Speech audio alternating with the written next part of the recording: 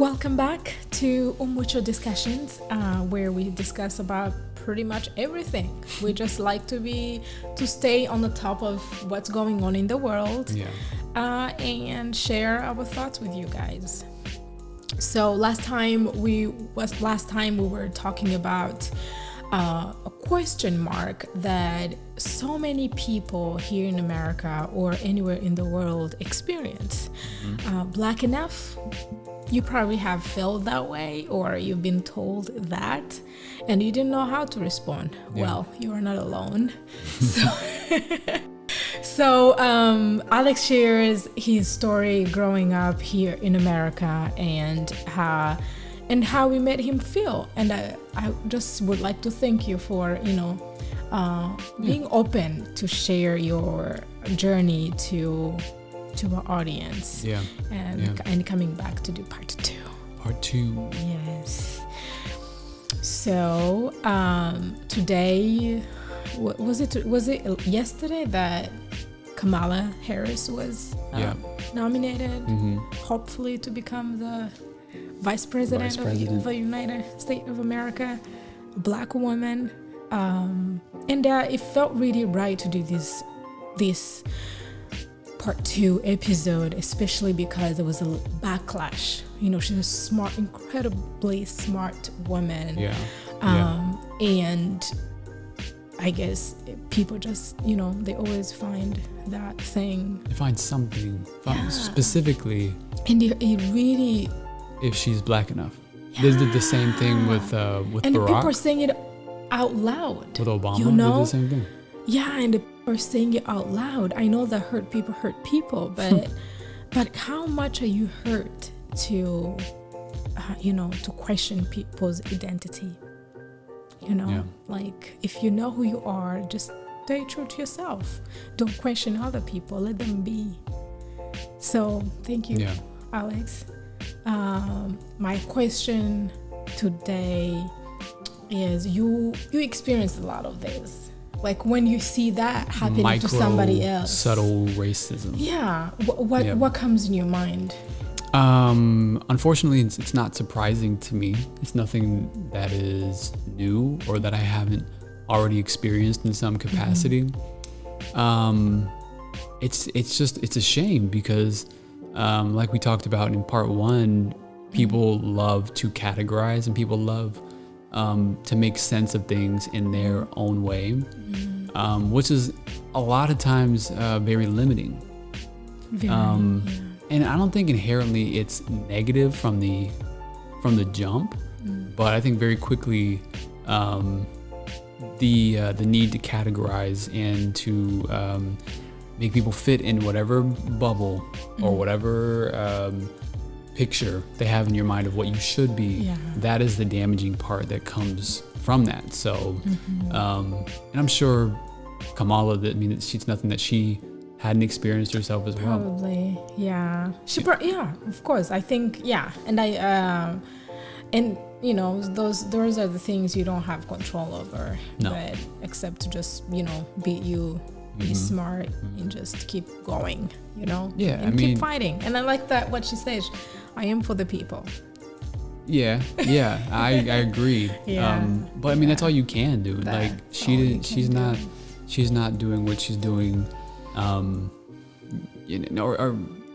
she's not being stopped by people's opinions. No. And I think that's a great example, right, to all of us. Right. We wanted to bring that up, that with Black Enough and mental health, part 2. I wanted to go deep, especially because we're talking about mental health, and I feel like it's important to go back in time and see little things that happened that may have impacted the way we see life or the way we operate in life. When was the first time you learned about Black history, African American history, not from home, and how was that experience for you? Okay, so there's a story that comes to mind. the first time? I'm not sure if it was the first time, but it was the first time. It was the first time that I can remember having like a reaction to that.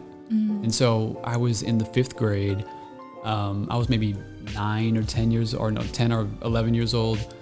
And we started talking about slavery. Like it was the chapter in the curriculum where we start, discussing slavery.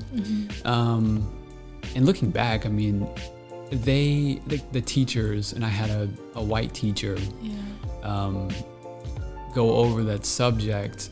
I mean, it's a hard topic to teach 10-year-olds about the how gruesome and evil slavery really was. They went over like the bare bones facts, right? Like Africans were brought over on boats, they were sold into slavery, they were sent to plantation, whatever, like, but they didn't like get into like the visceral, nor should they. I mean, we're 10 years old, right? But I remember, because I was one of maybe 2 black kids in the class, and so she's talking about it. The kids are feeling awkward. We're all kind of like quiet, because we're just like taking in this information for a lot of people the first time. And I can remember her kind of opening up questions or kind of a discussion to the class, to the rest of us 10, 11-year-olds. And, kids had whatever take they had. And eventually it got to me. It was my turn to sort of share what I thought about whatever. And I distinctly remember being so embarrassed. And so the school that I went to was predominantly white. I mean, like I said, a couple of black kids, a couple other people, different ethnicities, but generally white. So when it was my turn, all the kids' heads turned towards me, and I'm acutely aware of all these kids. I'm already kind of a shy kid anyway, so like speaking up in class takes a lot. But specifically then, I was like, oh my God, like I couldn't articulate what I was feeling. I couldn't process it at the moment, but I knew like I have a relation to slavery, obviously, because I'm black. So I felt my skin color at that time. And the way I reacted, I was trying to just keep everything in. I didn't want to show anybody that I was bothered by it. And I was embarrassed. I was like, how am I supposed to react to this? You know what I mean? And I don't think the teacher meant to like single me out, but it's just the reality. Not. No, it's just the reality of the situation. And my response was, oh yeah, I don't really care. Like, that happened, but it doesn't really bother me. That was my 10-year-old, 11-year-old reaction. Because I was getting so defensive, and I was embarrassed. I was like, and I don't love that that was my response, but I can't say that it was out of the norm, particularly because that was the first time we had spoken about it in a public setting. And I'm sure I'd spoken about it with my parents. Had your parents spoke to you about it at 10 years old? I'm sure. I mean, they may not have, they didn't go over it in like a classroom setting, obviously, or as they would, but they would just they would just let me know, like, this happened, and it happened to black people, and it was just kind of like a family talk. You know what I mean? But when it was brought to me, I can imagine. And I didn't even feel like offensive that it was a white teacher. No, it was just the moment. It was the moment, and the fact that I was black, it was just a very, very uncomfortable situation for me. So to answer your question, that was the first time I had. I was very cognizant of my skin tone, pretty much, and slavery and all that. That's 10 years old. I have no idea how I would respond to that, and like, how do you teach kids their own history, especially in classrooms like that, and even keep teaching it? Like, did you the more you grew older, was the curriculum including more details on slavery? Did you learn way more as you grew older? In a way, I think they did. Okay, because textbooks had pictures, right? So I got an image, because they would have pictures of slaves, with scars on their backs. Slaves, like, picking cotton, or whatever. But it was the pictures of like the the scars on the back from the whippings that like really helped it seep into me. Like a lot of kids, but our reactions were different. Yeah. Because instead of, I don't know how those kids felt, the white kids or whoever, but for me, like I was very aware. These are my ancestors. Yeah. These are people. These are my great grandparents. And it was I don't know. It wasn't like I learned a lot more in school about it. I'm sure more details as I grew older, but my real history came through like outside of school. Like my dad would teach us stuff. Or I would just take it upon myself to just learn different sides of slavery or different sides of the world at that time that would even allow slavery. So you kind of got to the root of it in a different way. That and reading, and you just naturally, as you get older, things make more sense, I guess. Yeah. Was the way your world when you're growing up, the way it looked like, was it one of the things that made you like shut down or be like that, not expressive, not like, let your feelings out? Like, how was it for you? I think that definitely played a part in it. Yeah.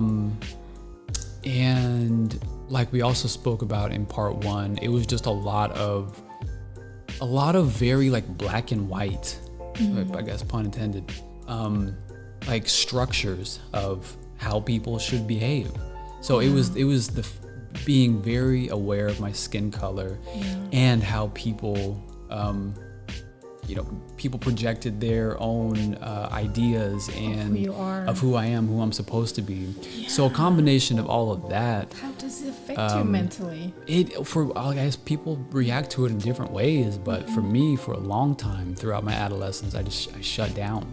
Like I wasn't ever depressed, luckily throughout my adolescence, but in terms of like, being who I am. People call it now like dimming your light. They say don't dim your light for anybody. I dimmed my light. Like I was like low. When your light was really, really dimmed, were there things that were like your refuge? Because if your light is really, really dimmed, that's when you're heading to depression. But sometimes people find, for myself, when I was a teenager and my light was really dimmed, I found refuge in singing and writing my emotions, what I felt, and crying on the piece of papers. And then I feel like that saved my soul, saved me to not lose it. Yeah.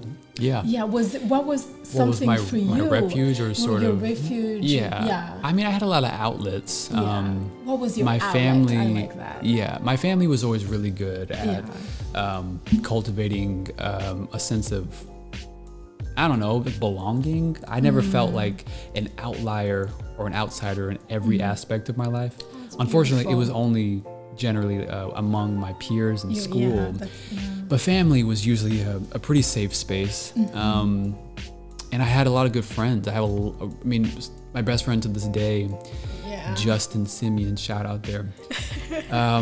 He's just like me, and we've known each other since we were 9 years old, and we have a lot of interest, a lot of commonalities and shared history. I can see it. Yeah, and we also went through.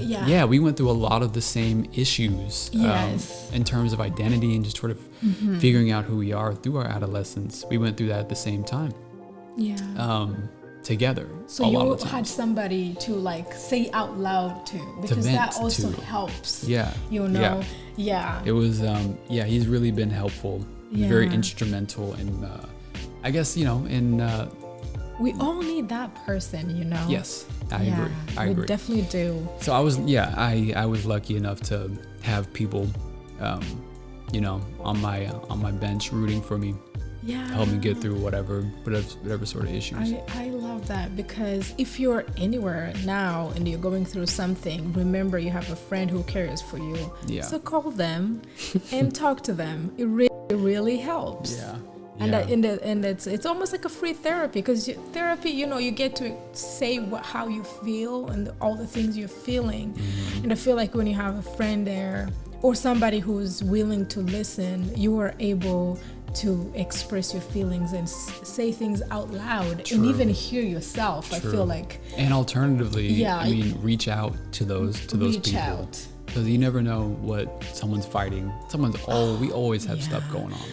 I read somewhere something. I think it's a book by Gary Zukav. He said, this book is titled "The Seat of the Soul."